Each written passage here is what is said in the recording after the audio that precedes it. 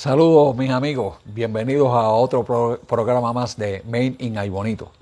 En la tarde de hoy me encuentro con una persona que aparte de ser compañero o amigo o hermano fraterno, ¿verdad? Pues es gran amigo de mi papá y por ende pues es amigo mío, ¿verdad? Me refiero al señor Benjamín Pagán. Saludos Benji, ¿cómo te encuentras? Muy bien, gracias a Dios, vivo. Me alegro, Benji, y de verdad, para mí es un honor poder estar hoy junto a ti para poder, hablar un poquito de historia, ¿verdad? Ya que tienes bastantes cositas para contar y sé que para aquellos, amigos, le va a traer, recuerdos de esto y aquellas personas que no son tal vez, tan mayorcitos como nosotros, ¿verdad? Pues, se van a enterar de ciertas cositas que vamos a estar discutiendo en la tarde de hoy. Para comenzar, Benji, me gustaría que nos pudieras dar un resumen de quién ha sido Benjamín Pagán. Pues mira, es fácil. Nacido en la vejez de los Pejos, criado en el caserío y hecho la vida a base de necesidades. Toda la vida me ha sido una vida bastante apretadita para vivir, pero no desgraciada ni no que no me hiciera falta. Aprendí de ella muchísimo y vivo gracias a Dios a esas experiencias que he tenido. Como te puedo decir que la experiencia primera mía importante fue el haber conocido a Toño Álvarez. Como mi maestro de clases bíblicas en la escuela menonita, en la iglesia menonita, una vez yo me gradué de cuarto año, fui a Río Piedra, estudié 2 años de administración de empresas. Él me reclutó para trabajar en Aybonito por primera vez, en Aybonito Ex, la planta de huevo. De la planta de huevo tuve una buena experiencia, tuvimos una gran relación. Encontramos ahí, Toño encontró que había necesidad en la finca de Mr. Miller. Okay. Y entonces decidieron que era prudente que yo me mudara a la finca y en la planta de huevo ya la misión se había hecho. Entonces nos mudé a Aybonito Flower. Okay. Desarrollamos el proyecto de Mr. Miller hasta donde pudimos llevarlo a San Juan, del área de la floristería en Puerto Rico.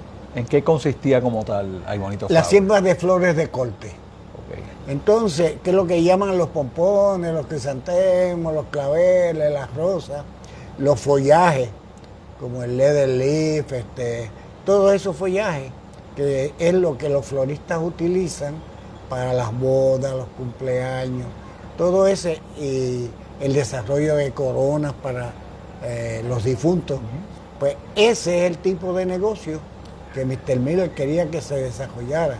El visionario que era él se adelantó a la época un montón también en ese tiempo, porque se sembraba, habían 2 fincas solamente en Aybonito que producían esas fincas.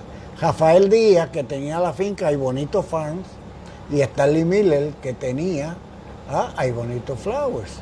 O sea que los dos fueron pioneros en ese aspecto. De ahí Stanley Miller trajo a Ogilvy a Puerto Rico. Ogilvy se dedicó al desarrollo de ornamentales, de plantas típicas tropicales. Él se despegó de eso porque él insistía en las flores de corte. Okay. Y desarrollamos ese negocio de flores de corte. Ahí encontramos, tanto Toño como yo, que el viejo no quería salir de ese tipo de proyectos, pero para poder entrar a la floristería nos exigían otras variedades como los claveles, las rosas, ¿ve? Y él no quería mezclar uno con otro porque no quería que flores entraran a Puerto Rico, okay, que fuera Puerto Rico el que produciera sus propias flores. Pues decidimos entonces montar un negocio que se llamó Island Wholesale, que lo empezamos en Aybonito, lo mudamos a Ponce. De Ponce montamos la primera tienda de flores de corte en Plaza Las Américas. ¿Para qué año fue eso? Plaza Las Américas fue para los años 74, 74 más o menos. El Island Wholesale fue para el 72, una vez yo recién casado. Pues ahí, de hecho, la casa de San José, el punto de la casa me lo dieron entre Toño y Mr. Miller. Para aquel tiempo eran 400 pesos y me dieron 200 cada uno. Okay. Imagínense qué clase. Pero fue así. Entonces decidimos montar el negocio, lo montamos. En el 74 vino la depresión económica, bastante fuerte. No vendíamos un producto de primera necesidad. Por lo tanto, tuvimos que cambiar el negocio. Para cambiar el negocio, Toño se fue con el propio negocio que tenía original de pollo vivo, y ahí, en las primeras reuniones en el negocio en Ponce, pues, se fundó Pollos Picú, que para aquel tiempo eran pollos asomantes. Pollos asomantes. Después se le cambió el nombre por cuestiones de publicidad, pero inicialmente. De ahí yo me despegué porque recibí una buena oportunidad de empleo del gobierno federal para irme como empleado permanente del gobierno federal. Y lo acepté. Y entonces me retiré de todo tipo de negocios hasta los años 80. Allá para los 80 empecé a ver cómo yo podía, para cuando me retirara, tener un part-time, un hobby, entretenerme. De ahí nace el primer proyecto de flores, de fresas, perdón. Y empezamos, yo visité unas cuantas fincas en Estados Unidos de fresas, y hicimos un estudio, revisamos qué variedades se ajustarían para el clima de Puerto Rico. ¿Qué fue lo que te motivó de primera instancia para ¿verdad? Querer hacer una granja de, ¿verdad? Como tal, que tuviera que ver con fresa? Pues mira, en la finca de fresa también tuve una influencia grande de Stanley Miller, porque él siempre decía que el primer proyecto de fresas se creó en el pueblo de Sidra, lo que llamaba Treasure Island. Treasure Island sembró una finca de fresa y él fue. Entonces él lo vio y él lo quería montar acá, pero no tuvo respaldo porque el mercado de la fresa requería refrigeración y él no quiso entrar en ese detalle. Cuando empezó entonces los tiempos de que este negocio pudiera ser explotado, pues tuvimos la suerte de que nos fuimos y empezamos a coger unos cursos en Florida. La Universidad de la Florida, nos dio la oportunidad, y el doctor Rogers, que fue el director del programa de la Florida, pues me acogió como estudiante externo, y yo tuve un año visitándolo, aprendiendo en los veranos, porque yo cogía mis vacaciones y entonces me iba allá y estuve con ellos. De ahí se desarrollaron 3 proyectos de variedades, la Charles, la Orlando y la otra no me acuerdo el nombre de él, pero el asunto fue que cooperamos con la universidad en ese tipo de proyectos. Y me entusiasmó. Siempre me quedé con la incógnita de por qué no se daban bien, porque el proyecto de Treasure Island fracasó. Fracasó.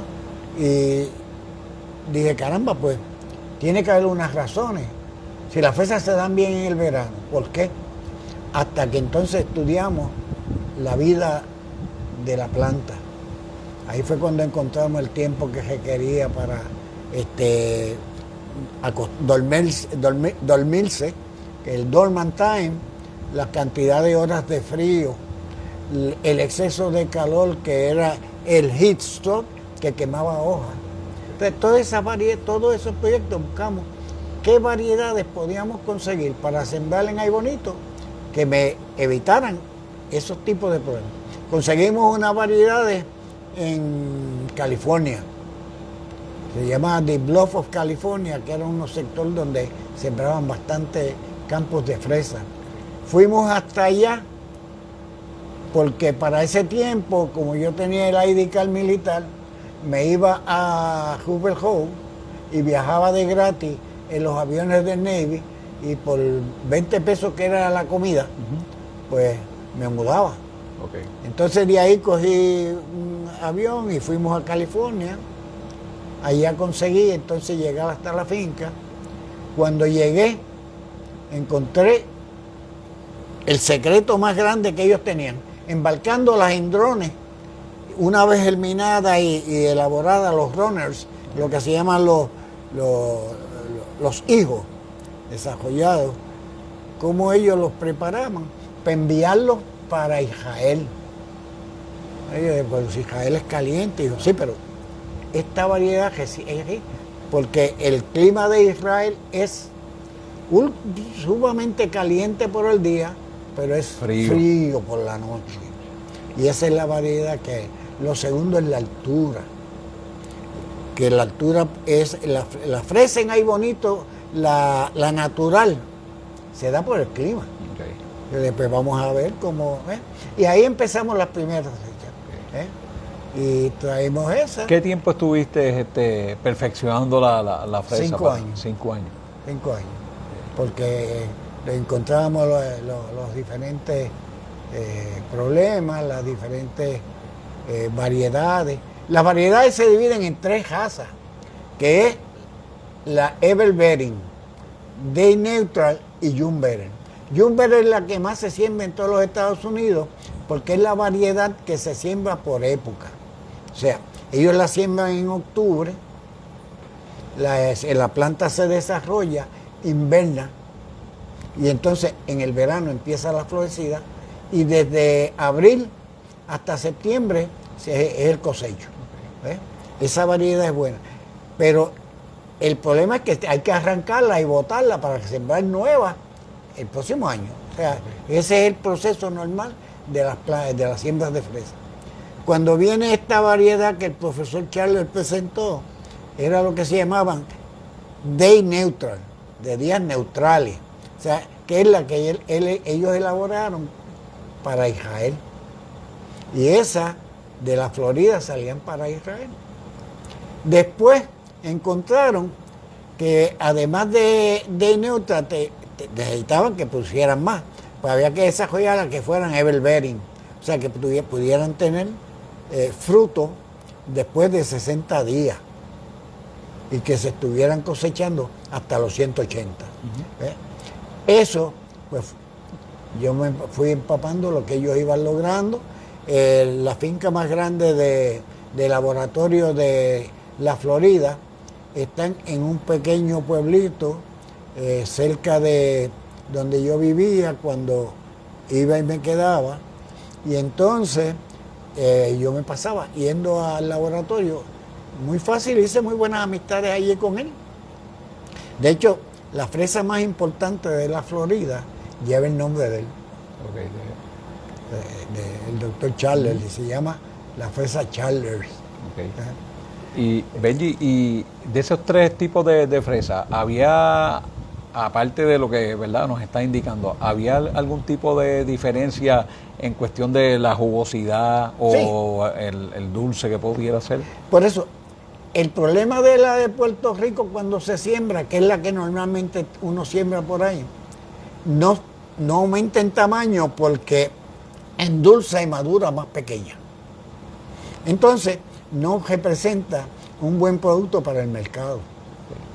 Tan es así que el berry natural de aquí es el mismo que se produce en Estados Unidos en tamaños mayores y no tiene el gran mercado que tiene el strawberry por el tamaño. Por el tamaño. Por el tamaño. Y es que el ojo del ser humano, pues se jacta con lo que ve grande. Sí, y ahí todavía está. Claro, yo he conocido fincas que producen en 3 sitios distintos, en la Florida, en California y en Costa Rica. Y esa es la que encontramos por todos los supermercados todo el año, porque ellos recogen por diferentes épocas ¿ves? Ok. Cuando cesa Florida, entra California y Texas. Cuando cesa California y Texas, entra Costa Rica. Ok. Entonces, ellos tienen las grandes fincas en esas variedades. Y el tamaño establece el dulce. El dulce viene por el sol. No hay otra forma de endulzar una fruta que no sea el sol. Ok. Tú no puedes inyectarle azúcar, no. Todo eso viene que la planta lo ala a base de los nutrientes que tenga y desarrolla. Pero el sol es el que hace realmente el sabor de toda la fruta. Y en esas en particular, si el tamaño es pequeño y florece rápido, tenían ese problema. Riquísima, bien dulce, pequeña.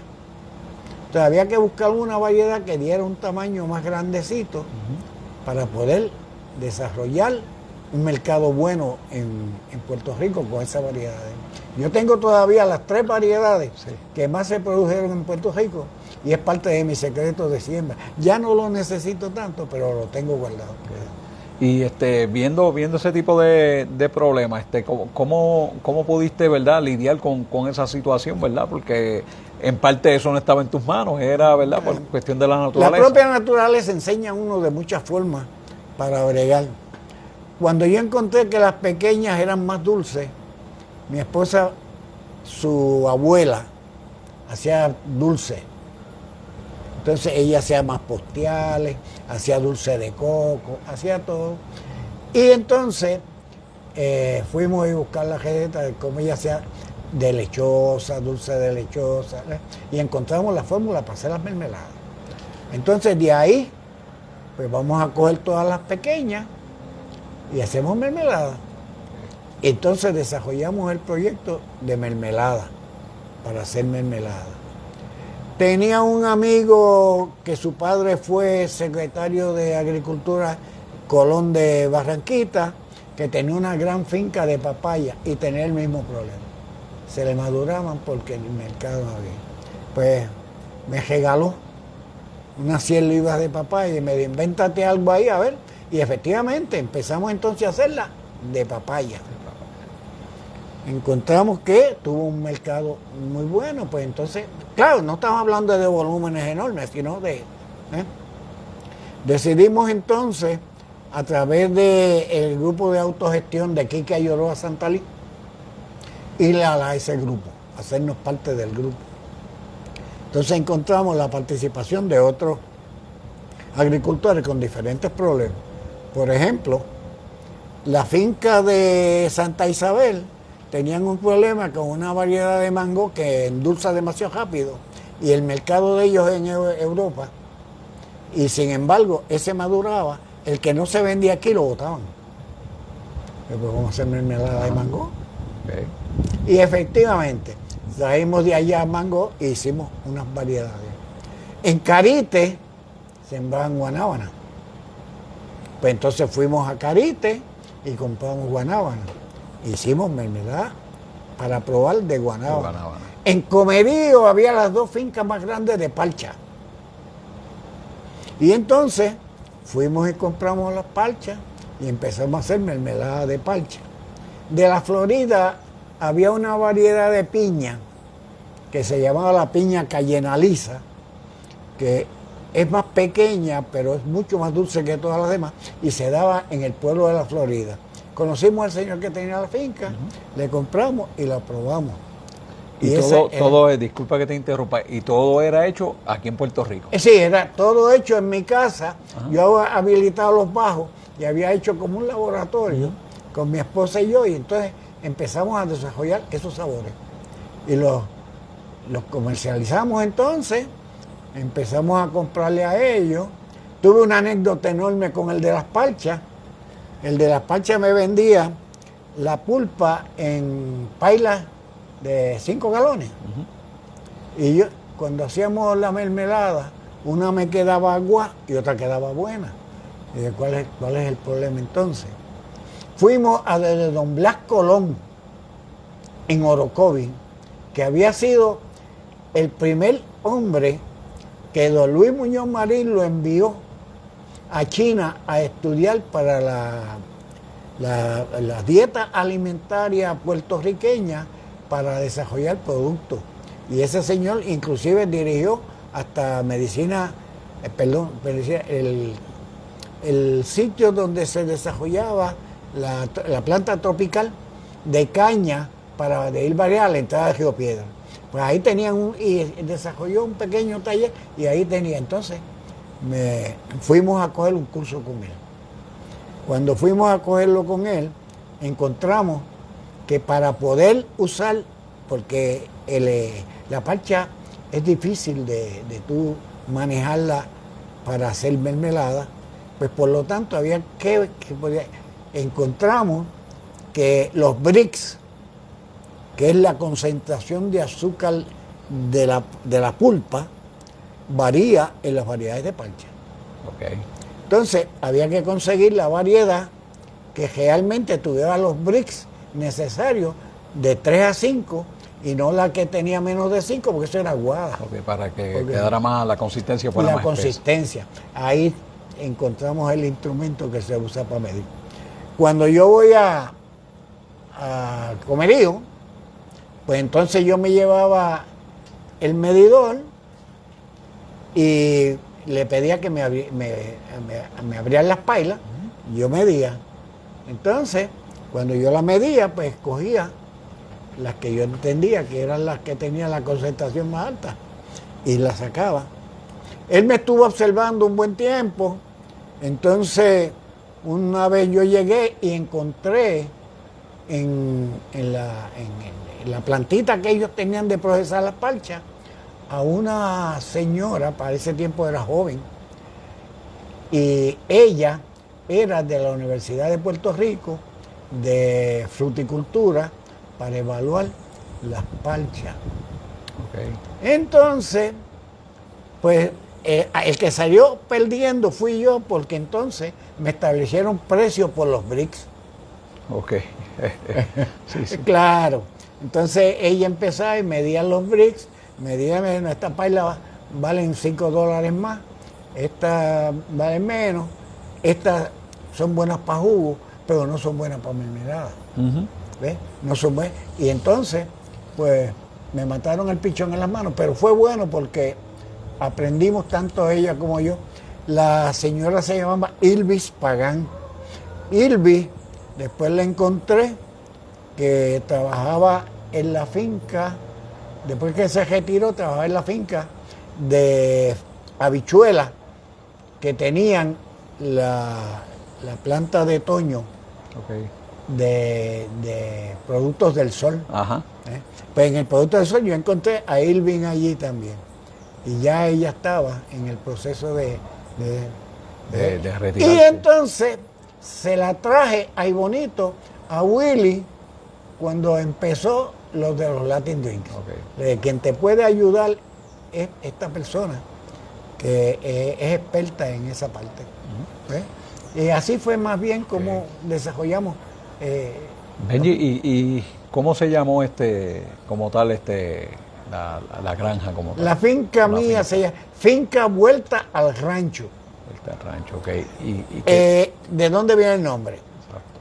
De que salía del ejército y regresaba a trabajar a la finca, pues entonces volvía a la finca. Por lo tanto, tuve una evaluación de una compañía de Florida que se dedican a desarrollar labels con diferentes variedades. Y entonces me hicieron el label, pero en inglés, Back to the Ranch. No me gustó. Él me dijo, si comparas los dos, Finca Vuelta al Rancho y Back to the Ranch, con el Back to the Ranch vas a tener más mercado. Porque el producto, además de venderse por tamaño, se vende por nombre. No me gustó. Le dije, te lo agradezco, pero yo me quedo con Finca Vuelta al Rancho. Y lo montamos así, Finca Vuelta al Rancho. Se quedó, todavía está inscrita a nombre mío como Finca Vuelta al Rancho. Y el concepto que le dieron fue uno tipo rústico. Por eso, me acuerdo, ¿verdad? La mermelada empezó localmente, haciendo para sabores y estos familiares. De ahí se lo llevaban para diferentes sitios Hasta que un día me llamó un señor del aeropuerto que los quería para venderlas en el aeropuerto para el mercado de turismo. Yo entendí que era una buena oportunidad, fui donde él, nos reunimos. Él tenía un negocio de venta en el aeropuerto, más tenía uno en Plaza Las Américas. Y entonces eran codueños de la hacienda que venden carnes y toda la carretera de Bayamón, que ahora es un negocio enorme también. Y entonces yo recuerdo la conexión que habíamos tenido en aquellos tiempos de las flores con Plaza Las Américas, y entonces conseguí la vendedora de Plaza Las Américas, y con eso era el mercado que más yo tenía aquí. Nadie es profeta en su tierra. En el bonito nunca la pegué, nunca la pegué. Aparte de regalarle algunas para que las probaran y les estaban, pero no había mercado realmente en el país. Era más Turismo. para el turismo. Okay. Y Benji, yo, ¿verdad? Que habíamos tenido la oportunidad de hablar un poco al respecto. Yo entiendo que estuviste adelantado a tu época, porque si ese mismo concepto que tú tuviste finales de los 70 y en los 80, en estos momentos, primero que hubieras tenido una mejor acogida, segundo que hubiera habido tal vez mejores ayudas, ¿verdad? Que hubieran podido ayudarte en cuanto a tu buena idea, porque no dejó de ser tremenda idea, aparte de lo que tú quisiste hacer con tu finca. Ayudaste a otras personas, porque estuviste buscando ciertos productos para hacer tu mermelada, pero a la vez tú también le estabas brindando un ingreso a todos ellos. Bien, en ese tiempo nos levantamos un poquito, no fue mucho, porque era difícil tú competir con Snoker. Okay. Snoker es la fábrica que fabrica la fresa. Sí, sí. Nosotros nos salía producir el potecito de 8 onzas, nos salía más o menos 80 centavos. Lo vendíamos a 1.25, las tiendas lo vendían a 2.50 y Snoker te vendía a 89 chavos el pote. O sea, era difícil competir y la gente se acostumbró a Snoker, y entonces cuando viene la economía decadente, pues ahí empezamos a tener problemas y nos quedamos con el mercado solamente turístico. Okay. Sí, y aún así, ¿verdad? Estuviste varios años hasta que lamentablemente, ¿verdad? Enfermaste y tuviste que dejar como tal. Sí, cuando me enfermé, que me dio un infarto, estuve un poco ido hasta el cielo, para allá no me quisieron, me devolvieron. Pues entonces desarrollé el salir del negocio, se lo cedí a mi hija, la finca. Ella se había ido para Mayagüez, que nació con... La finca fue la inspiración para estudiar agronomía. Se graduó de agrónomo, su tesis la hizo en Fresa. El profesor, ¿cómo se llamaba? De Mayagüez visitó hasta la finca para ver ese proyecto que teníamos. Después pasó un tiempo trabajando y me dijo, papi, yo quiero ser como ustedes. Y yo le dije, ¿cómo tú vas a ser como nosotros? Ya yo estoy viejo para esto. Y me dijo, no. Caminantes. Yo quiero irme para Florida un tiempo también. Entonces ahí le paso las mermeladas a mi hermano. Mi hermano Iván Pagán y mi hermano Héctor Pagán, Manuel, conocido por Manuel. Ellos cogieron el negocio, tuvieron como 5 años trabajándolo. Iván hizo el doctorado, se fue para la universidad como profesor, pues ya no quería ensuciarse las manos en esto. Manuel se enfermó de los nervios y entonces regresé y no tenía el ánimo de empezar. Sellé todo, lo cerré y lo eliminé. Todavía estoy así. tuve la esperanza de que en algún momento quizás algún hijo podía cogerlo y levantarlo de nuevo, pero ya las perdí. Yo creo que ya eso no va a pasar. Y entonces estoy saliendo de todo. Le había vendido a Willy parte del equipo y tengo todas las diferentes documentos, incluyendo el UPC Code. Todo eso lo tengo registrado, lo tengo guardado.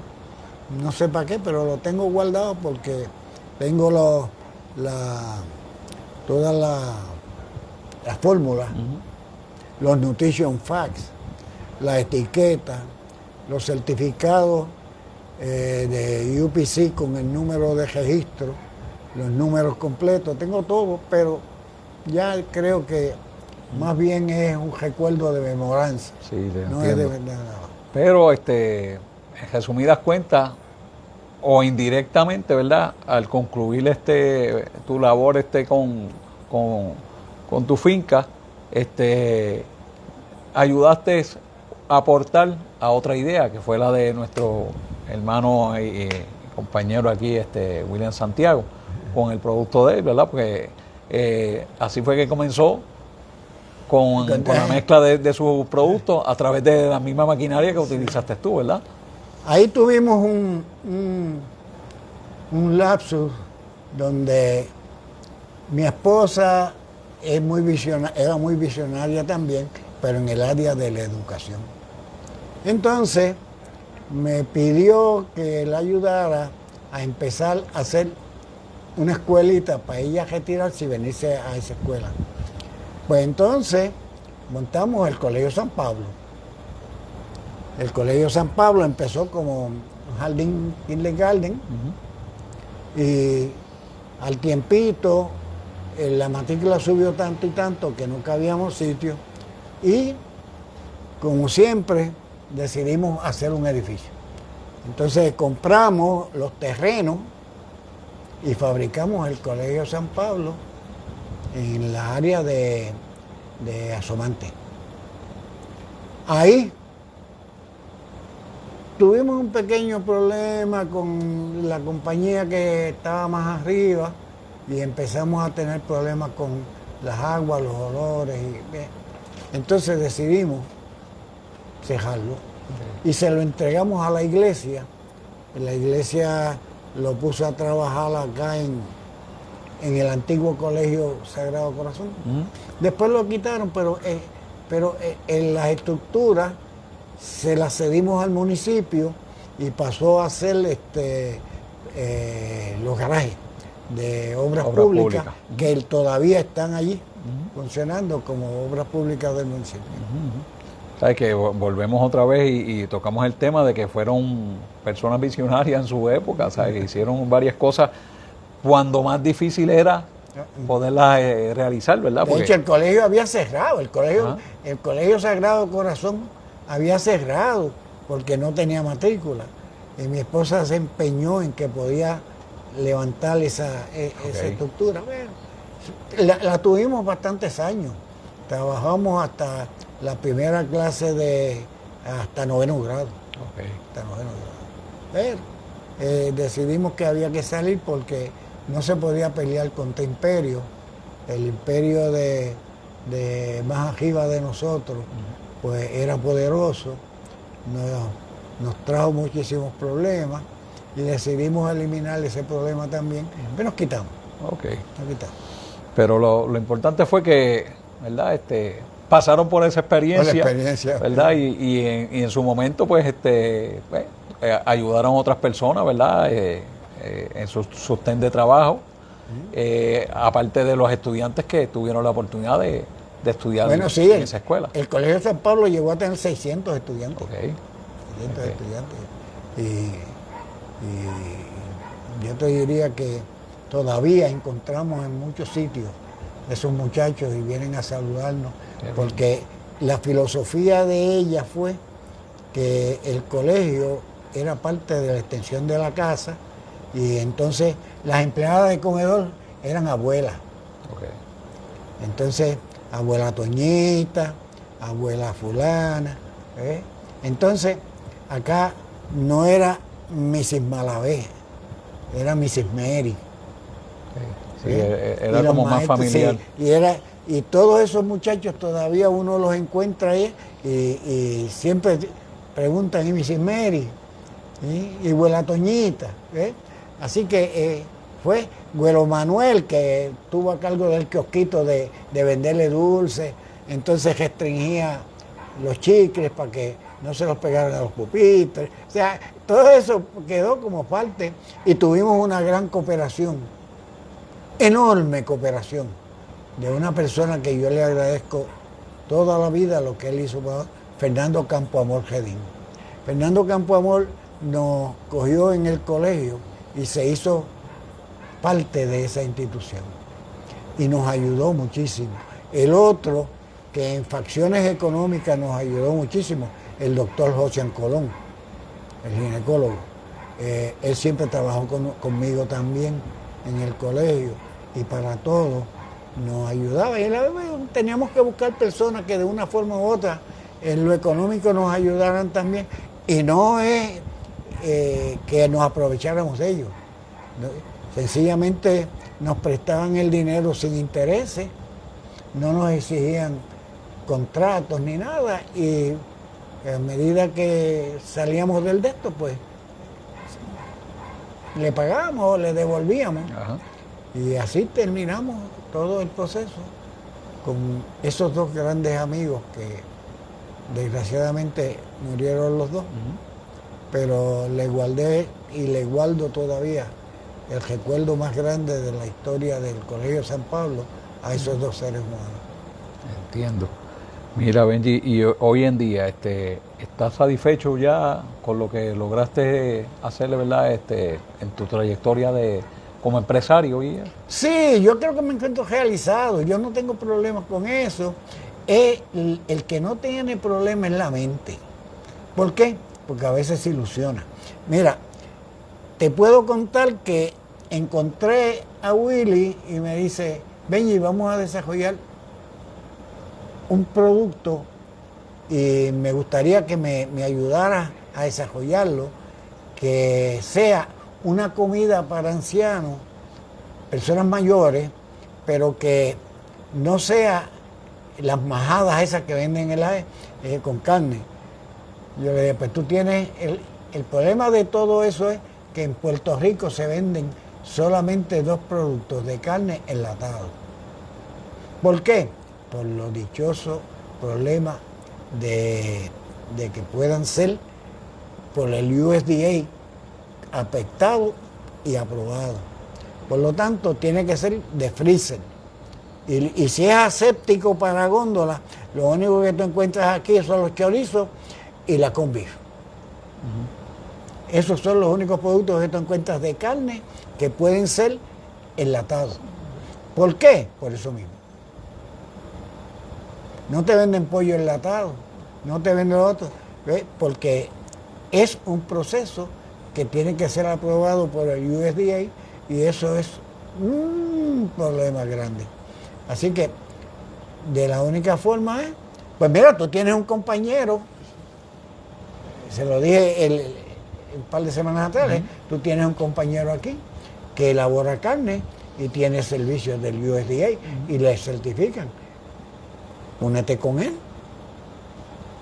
Entonces, tienes que buscar la forma de que logres productos asépticos. Consíguete los libros de don Blas Colón, de Orocovi, porque todo eso es enlatado.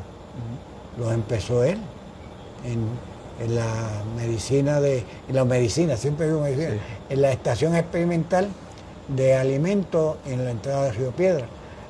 Aquello lo eliminaron, lo cerraron. No sé ahora cómo el gobierno puede ayudar en eso. No entiendo que hay nadie que no sea que lo busques personalmente y te hagas tú mismo un laboratorio para poder desarrollar, porque no lo hay. Ay, difícil.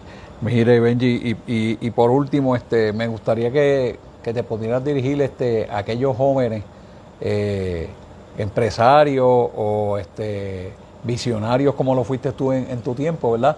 Que de alguna manera u otra están pensando hacer X cosas con su vida o con su proyecto y por alguna razón u otra lo han ido dejando. Pues fíjate, mira, hay un montón de proyectos que se pueden hacer a nivel de hogar, de un pequeño espacio para la parte agrícola. Ya no hay que coger un pico, una pala para tú coger una montaña para sembrarla de plátano. Eso pasó ya. Ahora hay sistemas hidropónicos, la cual funcionan en algunos productos, no en todos, pero tú puedes sembrar un árbol de mango, a menos que no inventen los chinos que tienen el proceso para las papayas. Pero en productos de sembrar en el hogar, te voy a dar un ejemplo para que tú veas lo que conlleva eso. Tú puedes tener en tu casa, en un espacio, en tiesto de raíz profunda, que es el tiesto largo, porque la raíz baje, cuadrado de 4x4, en un alambre de 4 pies de ancho por 20 pies de largo, y te caben 50 tiestos. Si tú siembras en cada tiesto de esos, 50 tiestos, un árbol de ají picante, vamos a coger un ejemplo de ají picante. El ají picante te puede producir de 20 a 30 frutos. 50 a base de 20, ¿cuántos haces? 1000. Si haces 1000, ¿y cuántos necesitas en una botellita? 10 a 12. ¿Eh? Y entonces, ¿cuántas botellitas tú sembrarías? Pues cada vez que logres hacerlo, vas encontrando un mercado para esas 10. La cajita de botella, con él te puede salir en $2. Con un margen de un 50%, pues se puede vender a 3 pesos.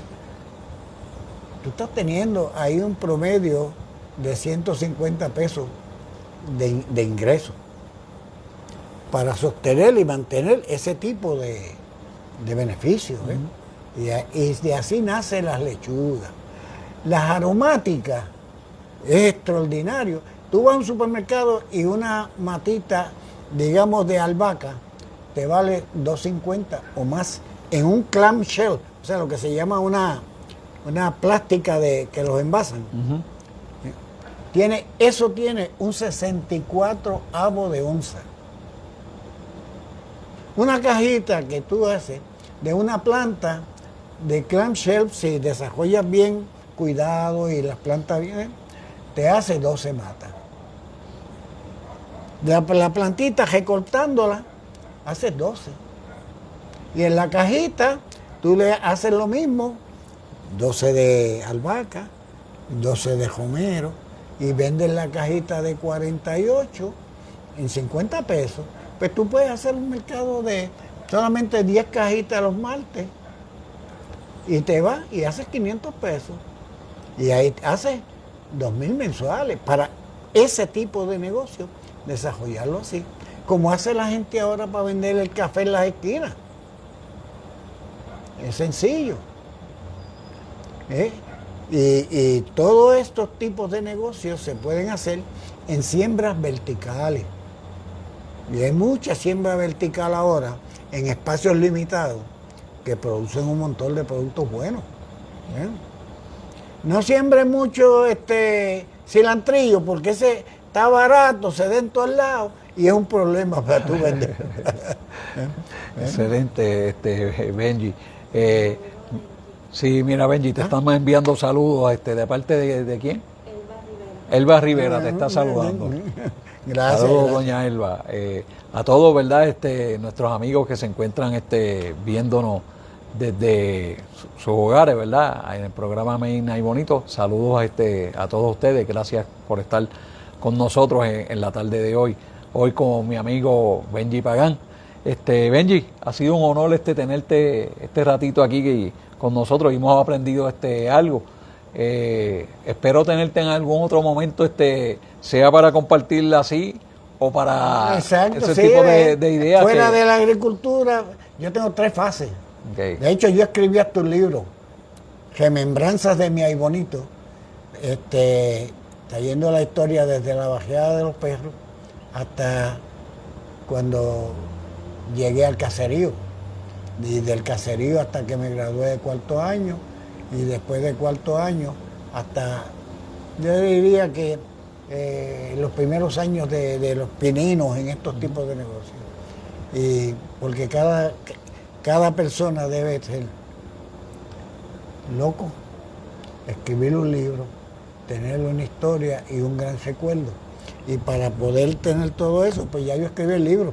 Lo que me falta es lo otro, que ahí arriba no me han querido. Yo tengo la del libro, te la compro. Estoy por hacer uno también. Tengo mis cositas también que me gustaría dejarla estampada. Ay, fíjate, en esa parte tengo una anécdota bárbara. Cuando estábamos en el negocio de las flores, yo, en los 50 años de la fraternidad, me pidieron que escribiera algo sobre la floricultura ayboniteña. Yo hice un escrito a la fraternidad y por alguna razón ese escrito en otro lado se leyó. Y entonces recibí una llamada para preguntarme dónde nació el que yo había dicho que la floricultura nació en Aybonito, en la calle 14. Y yo le dije, pues, porque la 14 era de Ponce a San Juan y se establecieron en los años 40, después de la Segunda Guerra Mundial, lo que se llama los Victory Gardens, que eran promovidos por el gobierno, y de ahí nacen.